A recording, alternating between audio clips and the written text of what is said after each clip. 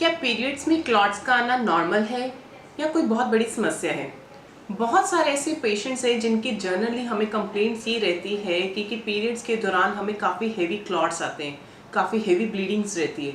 और कई बार तो स्टार्टिंग में जब पीरियड स्टार्ट होने वाले होते हैं उनको स्टार्टिंग में कुछ क्लॉट्स निकल आते हैं, तो उनको ये डाउट हो जाता है कहीं प्रेगनेंसी तो नहीं रुकी, या प्रेगनेंसी रुकी हो तो इसी क्लॉट्स के साथ प्रेगनेंसी बाहर निकल गई हो। क्या ऐसा पॉसिबल है? अगर पीरियड्स में क्लॉट्स इस तरह से आते हैं, अगर आपको लगता है कि प्रेगनेंसी रुकी हुई है, तो ऐसा बिल्कुल नहीं है। देखो, क्लॉट्स का आना ड्यूरिंग पीरियड में बहुत सारे अननोन रीजंस रह सकते हैं, बहुत सारी प्रॉब्लम्स हो सकती है इंटरनली आपके ऑर्गन से रिलेटेड, जो आपको इस तरह से क्लॉट्स को क्रिएट करती है। और पीरियड्स में हैवी क्लॉट्स आना, बार बार आना, काफ़ी अमाउंट्स में आना, मे भी आपके अंदर किसी ना किसी तरह की कोई डिजीज़ पैदा हो सकती है। और उसी डिजीज़ को अगर हम समय अनुसार अगर उस बीमारी को पकड़ लें तो इलाज करना पॉसिबल हो जाता है और इजी हो जाता है। अगर हम लोग सोचें कि क्लॉट्स आ रहे हैं, चलो कोई बात नहीं, इग्नोर कर देते हैं, हैवी ब्लीडिंग होती है, तो आने वाले टाइम पे वो चीज़ें ज़्यादा कॉम्प्लिकेशंस में चली जाती है। हैवी क्लॉट्स का आना मे बी आपका हार्मोनल इम्बैलेंस हो, आपकी इंटरनल लाइनिंग में किसी तरह की प्रॉब्लम आ रही हो, या अनदर कोई ना कोई इश्यूज चलता हो, या थायराइड की प्रॉब्लम हो, या आपका बॉडी का वेट ओबीस हो, उसकी वजह से भी आपको हैवी क्लॉट्स की होने की संभावना ज़्यादा रहती है।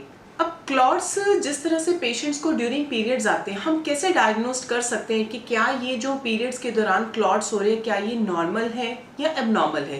देखो, क्लॉट्स को देखकर हम अंदाजा लगा सकते हैं कि कहीं ये प्रेगनेंसी रुकी भी है कि नहीं रुकी। नॉर्मली जो क्लॉट्स आते हैं वो जनरली थोड़े से रहते हैं, बिल्कुल स्मॉल साइज में रहते हैं। अगर आपको स्मॉल साइज से कुछ ज़्यादा इनलार्ज फॉर्म में क्लॉट्स आपके निकलते हो, पेन होती हो लोअर एब्डोमेन, तो हमें घबराने की बात रहती है। तो हमें उसी समय अपने लोकल किसी भी अपनी गायनिक को या अपने डॉक्टर से कंसल्ट करें और अपनी प्रॉब्लम का समाधान पाएं। जनरली जो क्लॉट्स रहते हैं, कुछ विमेंस की क्या रहती है कि सिटिंग पोस्चर ज़्यादा रहता है, जॉब में इस तरह से लॉन्ग टाइम तक बैठे रहते हैं, या ज़्यादा समय तक लेटे रहना, अपनी बॉडी की एक्टिविटीज़ कम रखना, उससे क्या होता है कि ब्लड का फ्लो थोड़ा कम हो जाता है। जब ब्लड का फ्लो कम होता है, सर्कुलेशन कम होती है, तो वही ब्लड आपका क्लॉट होना शुरू हो जाता है। और ड्यूरिंग जब आपको यूरिन पास करने के लिए जाते हो, तो तब आपको फील होता है कि आपके जो नॉर्मल पीरियड्स है वो क्लॉट वे में निकल रहे हैं। तो उसमें कोई घबराने की बात नहीं है। अगर आपके क्लॉट्स निकल रहे हैं, हैवी अमाउंट में निकल रहे हैं, बहुत ज़्यादा पेन में निकल रहे हैं, तो आपको वरिड होने की बात है। जनरली अगर देखा जाए कि ये जो पीरियड्स के दौरान क्लॉट हो रहे हैं, ये किस कारण होते हैं?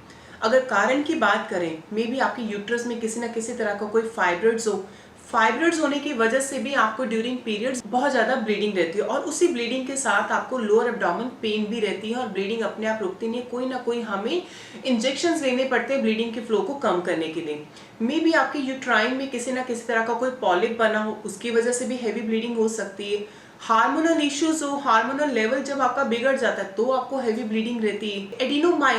एडिनोमायोसिस की कंडीशंस में क्या रहता है कि जो यूट्रस की लाइनिंग होती है वो काफी मात्रा में थिक हो जाती है, और जब वही थिक हो जाती है तो आपको पेन ज्यादा होती है, और पेन होने के साथ साथ ब्लीडिंग की प्रॉब्लम भी होती है। और यही एडिनोमायोसिस, जब लाइनिंग आपकी यूट्रस के आसपास काफी थिक हो जाती है और यही लाइनिंग एक्सटेंड होकर आपकी ट्यूब्स तक पहुंच जाती है, और ट्यूब्स तक जब पहुंच जाती है तो वो सिस्ट में कन्वर्ट हो जाती है, और वही कंडीशन पीसीओएस पीसीओडी की कंडीशन क्रिएट कर देती है, जिसमें आपको काफी ब्लीडिंग, पेन, इस तरह की प्रॉब्लम आपको फेस करनी पड़ती है।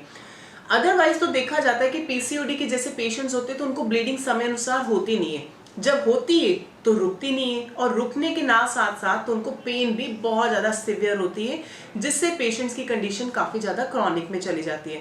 और यही एडिनोमायोसिस का एंडोमेट्रियोसिस सिस्ट में कन्वर्ट होना, ये बॉडी के लिए एज अ गुड साइन नहीं है। समटाइम्स क्या रहता है कि बॉडी में कुछ ब्लीडिंग डिसऑर्डर्स रहते हैं, जैसे ब्लीडिंग टाइम, क्लॉटिंग टाइम। कई बार कई पेशेंट्स का ऐसा होता है कि बॉडी में किसी भी तरह का कोई कट लग जाए और उनका इंस्टेंट ब्लड क्लॉट नहीं होता। ऐसे ड्यूरिंग पीरियड्स में भी उनके कुछ ऐसे ब्लीडिंग डिसऑर्डर्स होते हैं जो ब्लीडिंग टाइम में क्लॉट होने शुरू हो जाते हैं, बॉडी में ब्लड अच्छी तरह से एब्जॉर्ब नहीं हो पाता।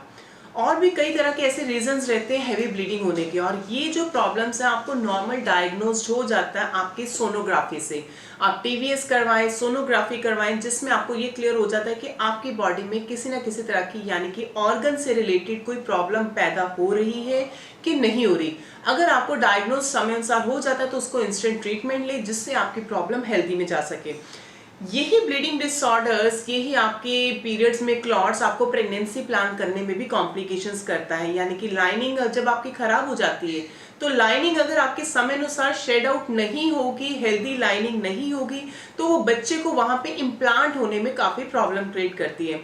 और उससे अदर बात ये रहती है कि आपका हार्मोनल लेवल डिस्टर्ब हो जाता है, जो आपको प्रेगनेंसी प्लान करने में काफी कॉम्प्लिकेशंस करते हैं। अगर आपको भी पीरियड्स क्लॉट्स इस तरह से ज्यादा आ रहे हैं, तो आप हमारे नीचे दिए गए नंबर पर आप मुझे अपना केस डिस्कस करके अपना संपर्क भी कर सकते हैं। वैसे अगर हम इसकी ट्रीटमेंट की बात करें आयुर्वेदिक में, तो आयुर्वेदा में इसका ट्रीटमेंट बहुत संभव है। मार्केट में बहुत सारी ऐसी मेडिसिन अवेलेबल है, जैसे प्रदार चिंतामणि रस, कुमारी रस हो गया, बलादी कषाय हो गया, और भी बहुत सारी ऐसी बल्यवर्धक औषधियां रहती है जिसके थ्रू हम आपके बच्चेदानी यानी कि यूट्रस की स्ट्रेंथनिंग पावर, इंटरनल लाइनिंग को मजबूत करने के लिए जो मेडिसिन देते हैं उससे आपको रिकवरी काफी अच्छी मिलती है। इसमें किसी भी तरह की आपको सर्जरी लेने की जरूरत नहीं है, आप आयुर्वेदा की हेल्प से भी इसको रिकवर कर सकते हो। अगर आपको भी इस तरह से केस डिस्कस करना है, तो आप मेरे नीचे दिए गए हेल्पलाइन नंबर पर आप मुझे कांटेक्ट कर सकते हो। मेरा जो सिटिंग रहती है अमृतसर में रहती है, अमृतसर में ही हमारा हॉस्पिटल है, वहां पे आकर आप हमें मिलना भी चाहते हो तो आकर आप मिल भी सकते हो। अदरवाइज अगर आप अपना फोन पे केस डिस्कस करना चाहते हो तो आप अपनी ऑनलाइन अपॉइंटमेंट लेके नीचे दिए गए नंबर पर आप मुझे संपर्क भी कर सकते हो। धन्यवाद।